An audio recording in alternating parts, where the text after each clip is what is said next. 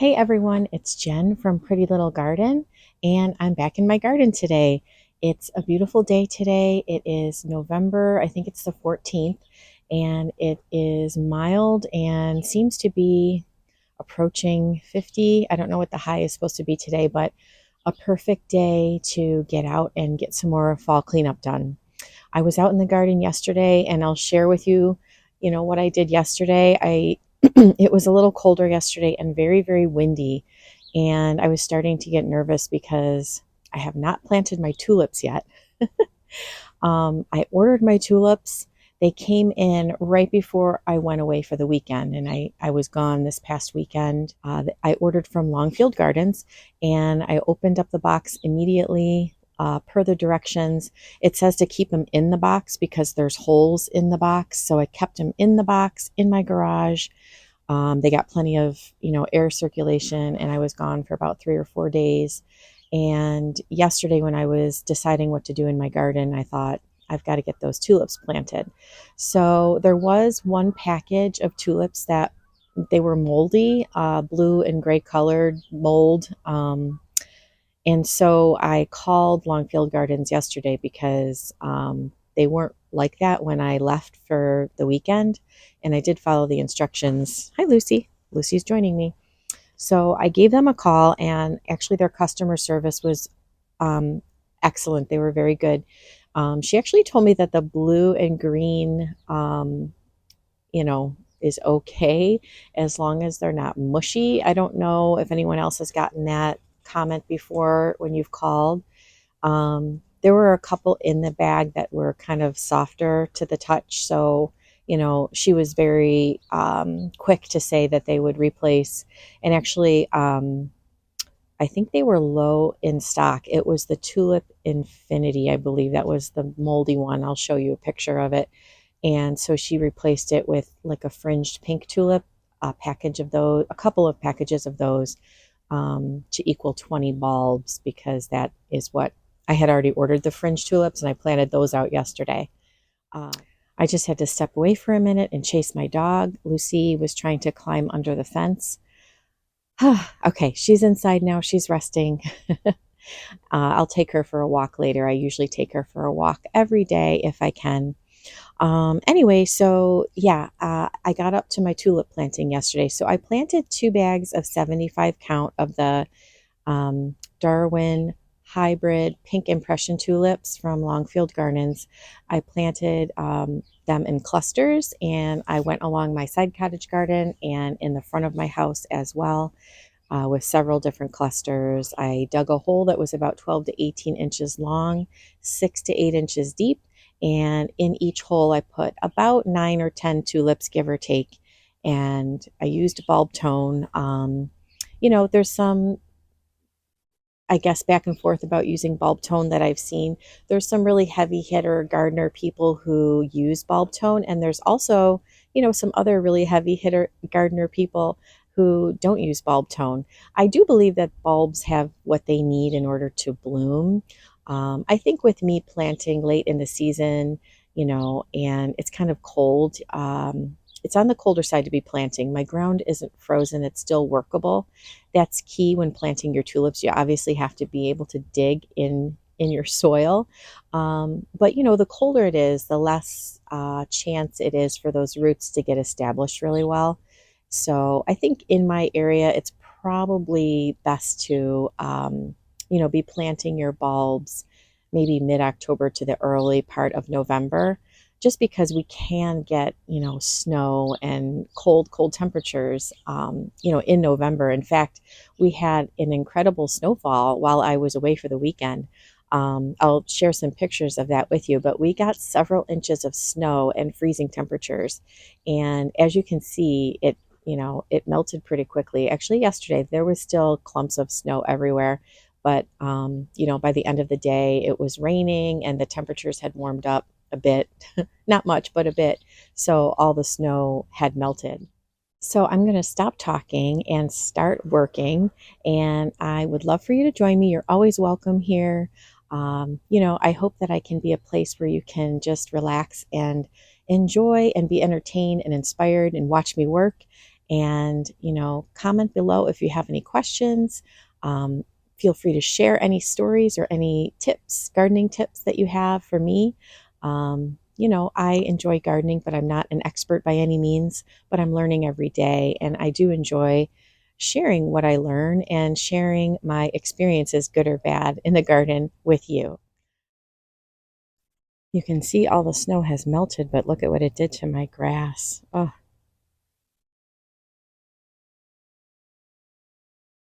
anyway, it dropped and it kind of splayed open, but oh my gosh, look at the gorgeous, I love this grass. Look at the gorgeous colors and the beautiful reeds that kind of open up. Oh, it's so pretty this time of year. This one's okay. That one is okay. And that one in the back is okay as well. I just might have to clean this one up a little bit. This is kind of what's left over from my summer containers. I've got some pansies there that I could probably just, cut down and just put in the back of my shed, as well as these poppies. I know these are a cool season annual. I'm wondering, I have to read about those. It was a golden yellow poppy that I got from the Dollar Tree that it did bloom a couple of times, and it had some beautiful just foliar growth for a lot of the summertime. Um, and that was winter sown. So we shall see. I might just trim that down and put it in the back of my shed. This is one of my summer containers. You can see this curly whirly grass. I love it so much. It just looks so funky and cool in a pot. Um, that actually is also considered an perennial if I were to let it, continue on. It does spread by rhizomes though, so you do have to be careful that it doesn't get a little bit invasive in your garden. But this was actually one of my favorite combinations. I'll have to talk about what were my favorite annuals this year, but this one was the curly whirly grass. This was the artist blue azuratum, and it was combined with one of my favorite annuals this year, which was Proven Winners Super Bells Blue Moon Punch Calibrachoa hybrid. I loved that. Love that flower. I also have some strawberries here. These are the everlasting strawberries. I believe I can just kind of cut those back and maybe top it off with some mulch to protect it. I'm going to have to look that up. And these are my containers that I have, on my back patio. I'm going to have to start taking those down as well. Yep, it's time to say goodbye. I'm just starting here at the front of my house with the front window box, and I think I'm ready to just disassemble everything. Everything is pretty much spent, so let's get started.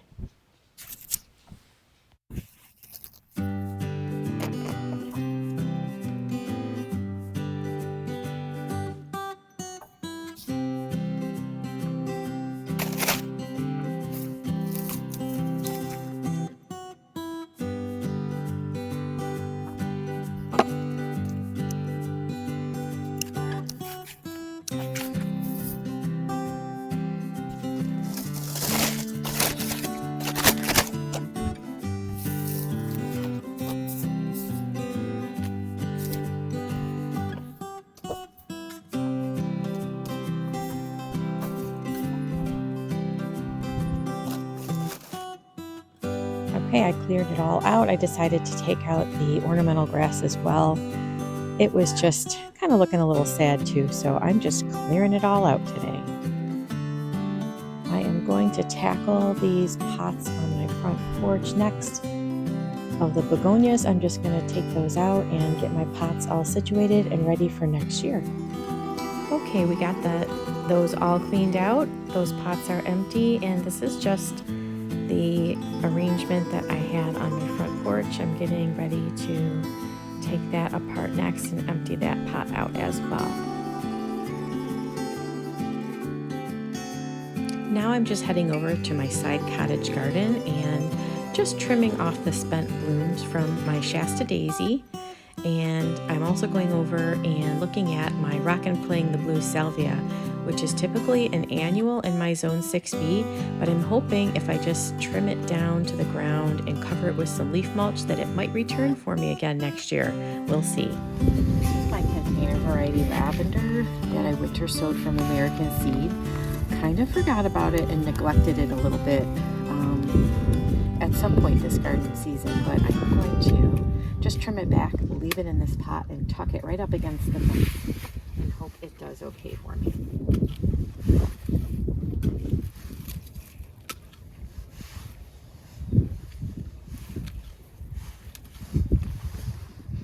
It smells so good. Oh my goodness. I almost want to bring some of this in the house. I think I will. And even the tops of these salvia, I almost want to just bring these in the house as well, even though they're kind of spent, and just put them in a little vase.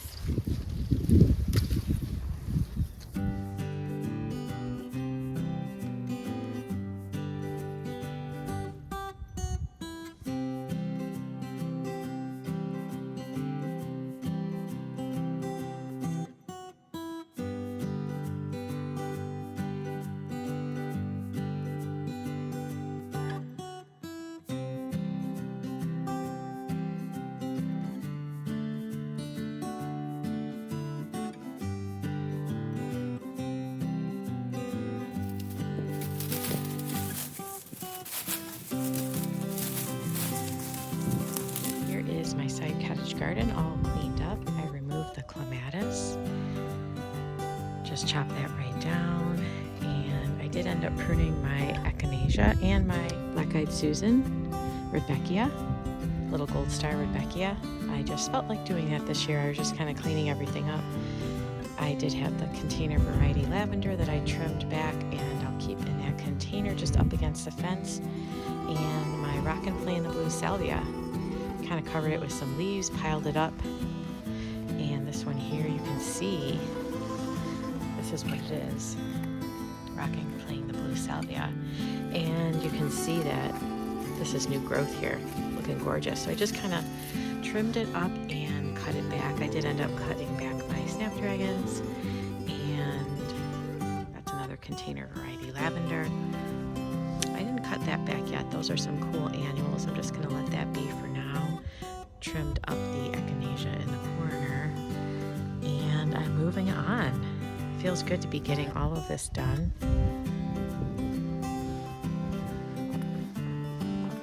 It's a good feeling when you can, just kind of get things done.